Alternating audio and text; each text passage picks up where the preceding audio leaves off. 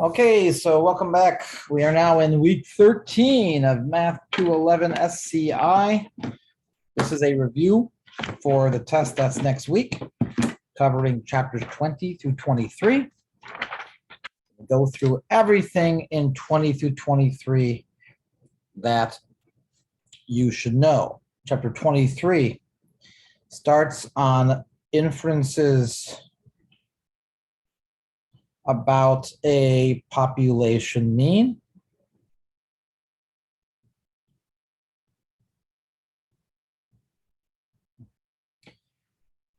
What do you need to know? So the conditions, when are you allowed to do this? Conditions, it's got to be an SRS.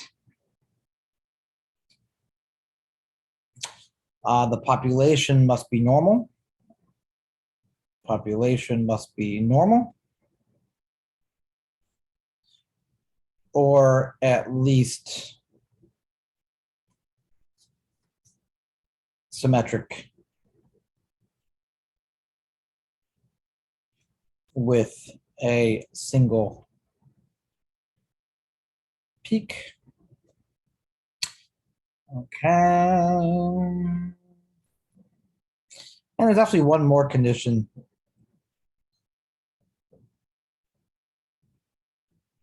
And this goes for every single chapter. Population must be at least 20 times the sample size. I never actually mentioned this in class. I kind of glossed over it. I just happened to come across it now. I've never seen questions that reference that. And it's even in the book, it's not really listed with the conditions. It's like an afterthought.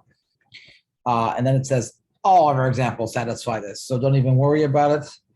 But technically it is a condition. We define the standard error. Standard error is always the same thing conceptually, but not always the same thing mathematically. The standard error is always the standard deviation of the sampling distribution. So this is by definition the standard deviation of sampling distribution. And in in this chapter, it is S over the square root of n.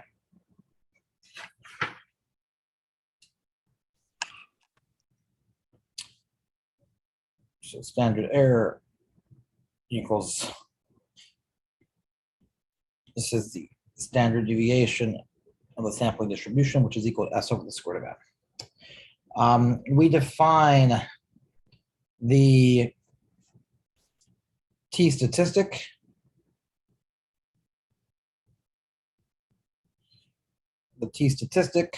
t equals your sample mean minus the true mean divided by the standard deviation of the sampling distribution, which is the same thing as the standard error.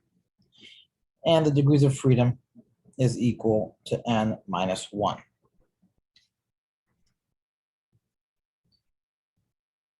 The confidence interval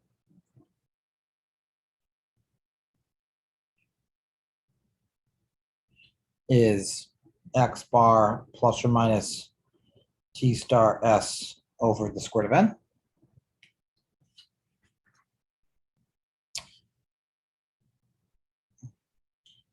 And then we have that's the confidence interval.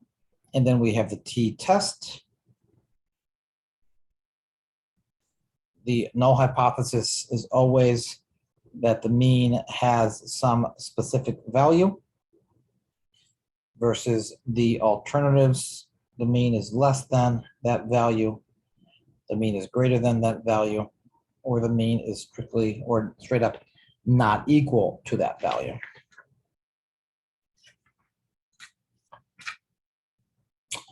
We had the idea of a matched pair t-test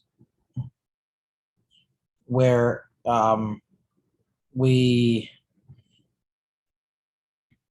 look at the differences.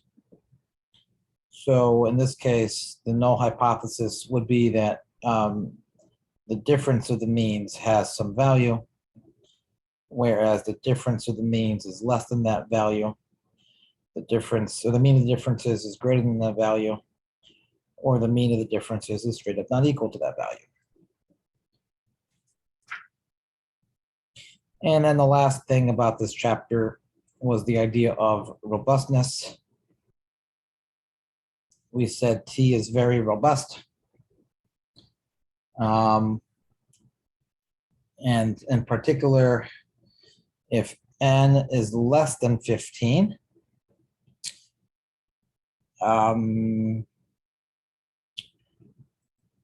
okay to use if symmetric, single peaked, no outliers.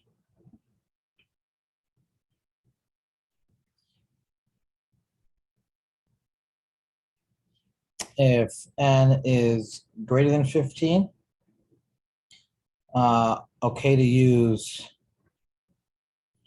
if not strongly skewed and no outliers. And if N is greater than or equal to 40, okay to use unless there are outliers.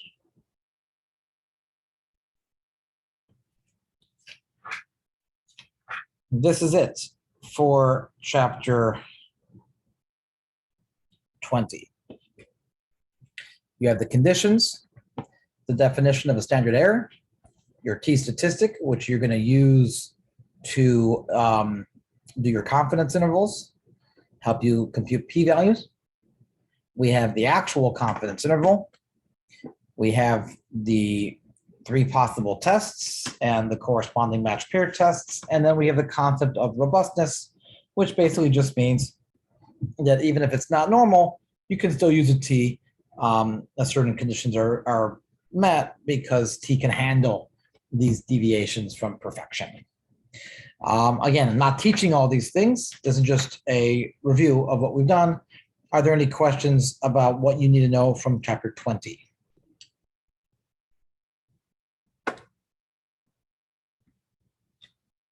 Okay, so let's go now to chapter 21. 21 is on comparing 2 means.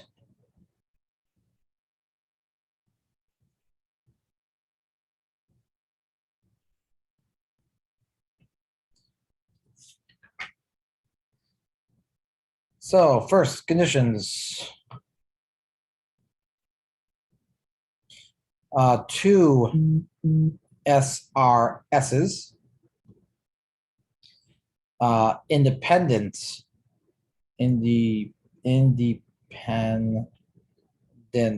samples.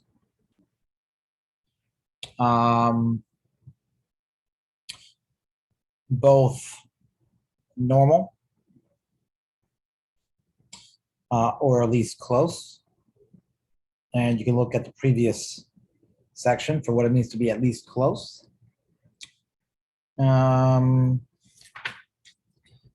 Okay. For, let's see, I'll go in the same order. The next thing we did was standard error. So the standard error for these 2 is not like it was before, which was S over the square root of N, because now we have multiple S's. We have 1 for each case. So this one is S1 squared over N1 plus N2, S2 squared over N2. That is the standard error, the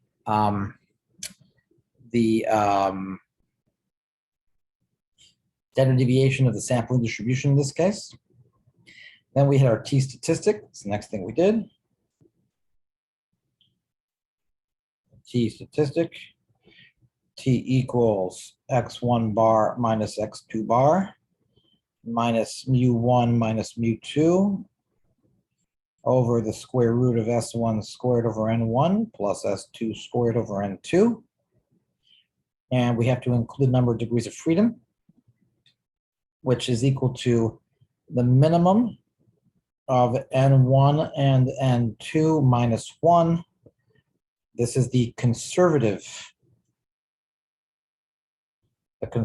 one. And then there's the calculator version,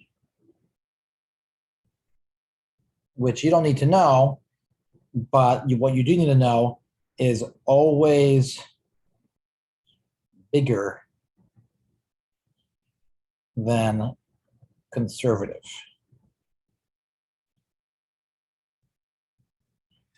Your calculator will get it for you if you ever need it. You don't have to worry about it, but it's always bigger, which means because it's bigger, the conservative number of degrees of freedom is smaller. It's higher up on our table, which creates a bigger T star.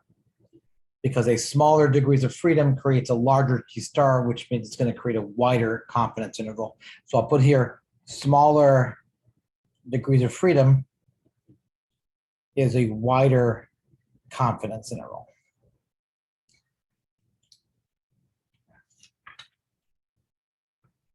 In fact, the next thing was the confidence interval.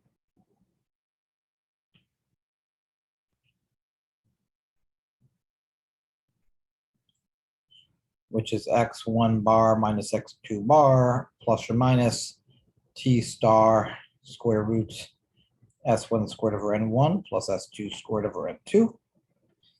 That was the confidence interval. There's no, then it's t-test. There's t-test. In this case, the null hypothesis is that mu1 is equal to mu2, and the alternatives are mu1 is less than mu2, mu1 is greater than mu2, or u1 is straight up not equal to mu2.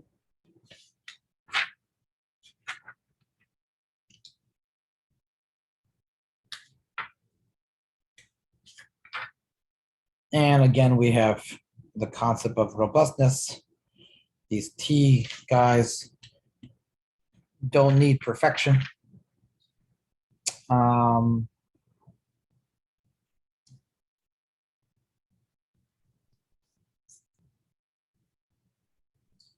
Nothing, I'm not going to give you any details about it. It's on page 479 if you want to look. It's just the idea that any T procedure can very strongly resist a lack of perfection. Okay. And that is all you need to know in chapter 21. So questions on that?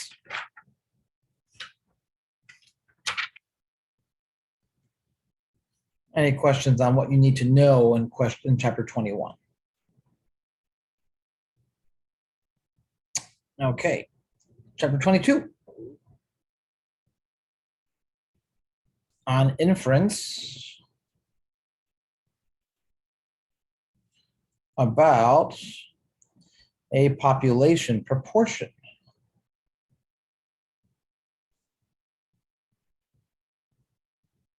Inference about a population proportion.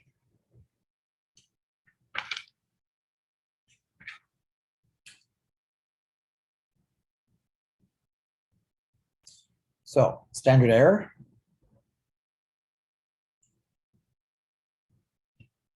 Is the square root of p hat 1 minus p hat over n.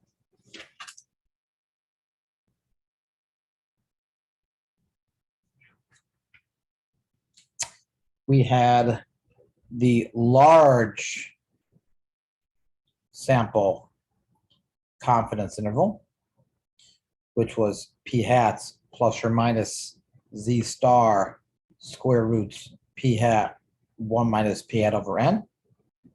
And we had the small sample confidence interval, p twiddle plus or minus z star, square root p twiddle 1 minus p twiddle over n plus 4. Remember, what is p hat and what is p twiddle? What are these guys? What's p hat equal to?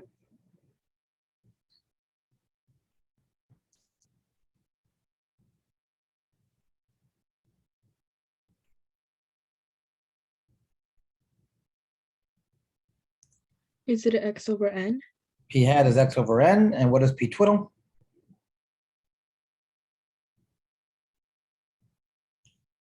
X plus 2 over n plus 4. Good, excellent. X plus 2 over n plus 4. And when do we use the large sample version?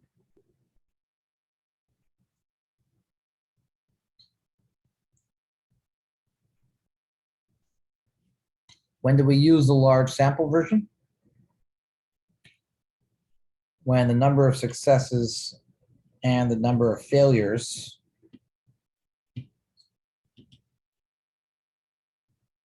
are both greater than or equal to 10.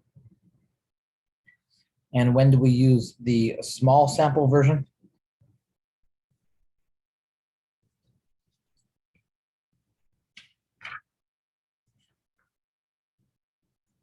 Anyone remember this? When successes and failures are less than 10. Well, yes, but we still need something to be satisfied in order to use the small sample version.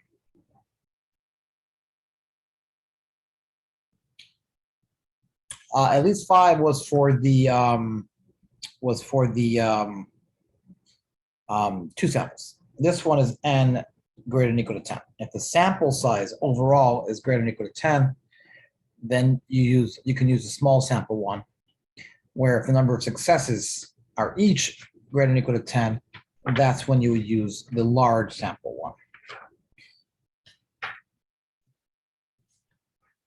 one. Choosing the sample size choice. We have that n is equal to z star over m squared, p star 1 minus p star. What is p star equal to?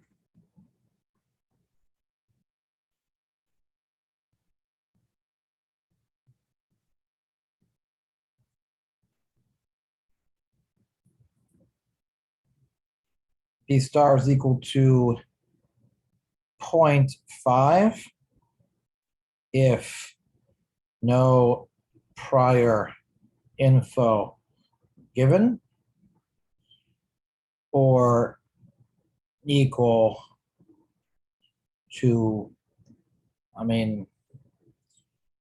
whatever prior value is given. So if the question says, a study last year said that P was equal to 0.3, and you decide to extend that and do yada, yada, yada, then you would use 0.3. Whereas if no information is given, then you just straight up use 0.5.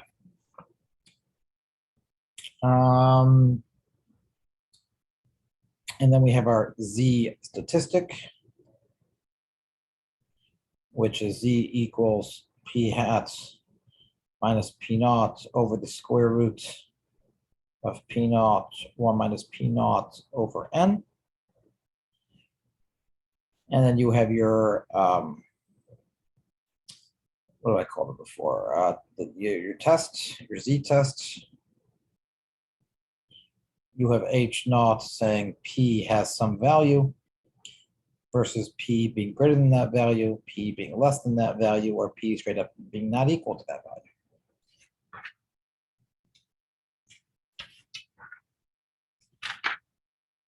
And this takes us to the end of chapter 22. Any questions on chapter 22?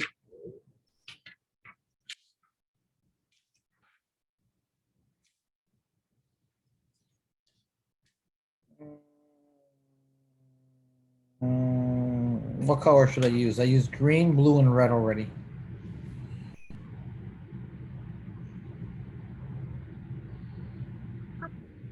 Purple.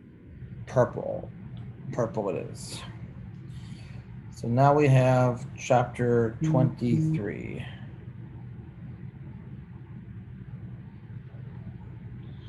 Chapter 23, which is comparing two proportions. Now we have two proportions. So let's start with the standard error, which is a square root of P1 hat 1 minus P1 hat over N1 plus P2 hat 1 minus P2 hat over N2. We have the large sample confidence interval.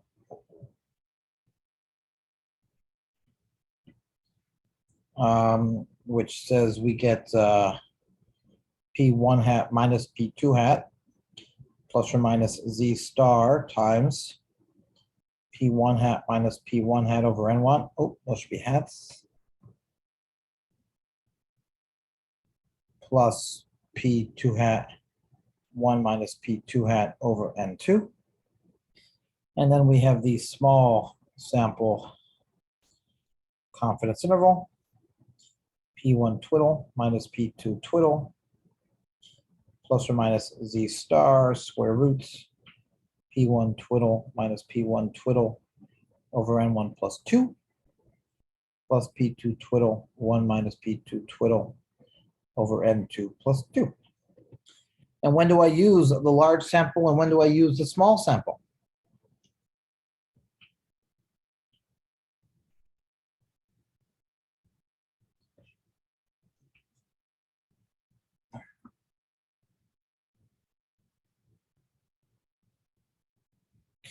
When do I use the large one and when do I use the small one? So we need N1 P1 hat, N1 minus P1 hat, N2 P2 hat,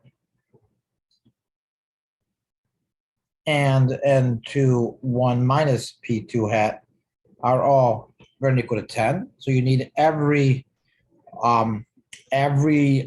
both samples, number of successes and failures must both be greater than or equal to 10.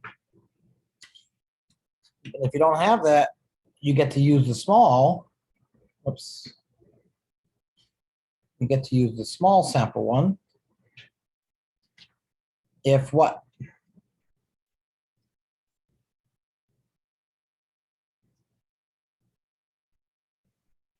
If N1 and N2 are both greater than or equal to 5. So a total of 10 like before, but split up 5 and 5. And in this case, P1 hats equals X1 over N1, P2 hats equals X2 over N2, P1 twiddle is X1 plus 1 over N1 plus 2, and P2 twiddle equals X2 plus 1 over N2 plus 2.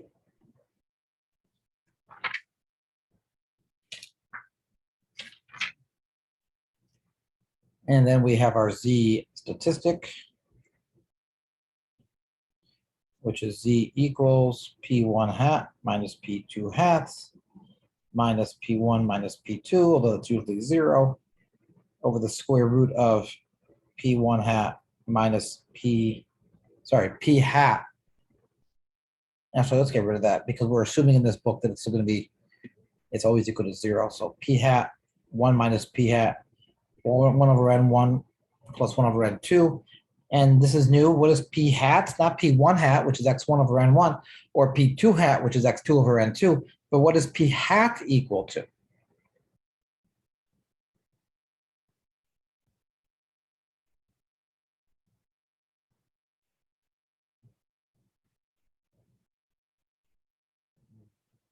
Anyone remember?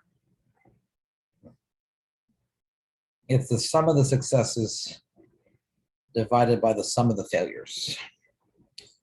And the z-test in this case, H naught is going to be that P1 is equal to P2.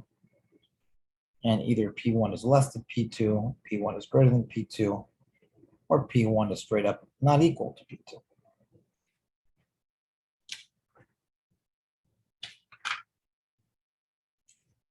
And that takes us to the end of chapter 23. So that's it. That's the whole test. Man, I could have taught that in a day.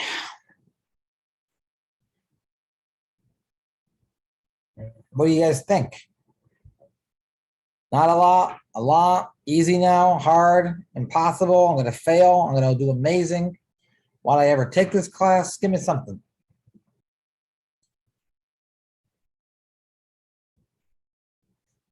It's Thanksgiving. We can be thankful for math in our lives, right? That's what I'm thankful for. Anything? Nobody?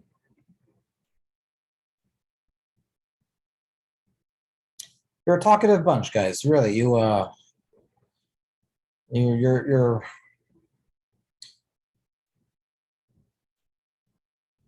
saving my eardrums from pain, huh? Can I see chapter 21 again, Professor? 21. Thank you. 21. It's not too bad. It's not too bad. If you look in the book, there's actually a really good, but kind of. There's a good summary on page 539. It's in chapter 24. I think my book numbers might be different than your book numbers. It's a lot to know. When you review it, doesn't sound like a lot, but it's a lot. I was just kidding. But on the second page, the second or third page of chapter 24 is a good little chart to remind you of all the different possibilities. Is it a significance test or a confidence interval? Is it one sample or two samples? Are we doing the mean or means or proportion or proportions? So 3 questions we have to ask. It's in my book, it's on page 539. It's certainly on the second page of chapter 24. So if you have a different version, so the numbers are different, 24 is extremely small. It's just lots of questions. It's a great summary of these 4 chapters. If you can do everything in this study guide, all these 45 questions, you are good to go. You'll do amazing. But this chart basically lists all 8 possibilities that we've learned. And yeah, I will spend the rest of the time until everyone leaves here answering questions, if anyone has them. But if you want to go or feel like you've learned everything, or you just don't want to hear me anymore, which I can completely understand, you are free to go with no repercussions. But I will stay until everyone's questions have been answered. So if you do decide to go, I hope you have a wonderful Thanksgiving, and I'll see you in a week.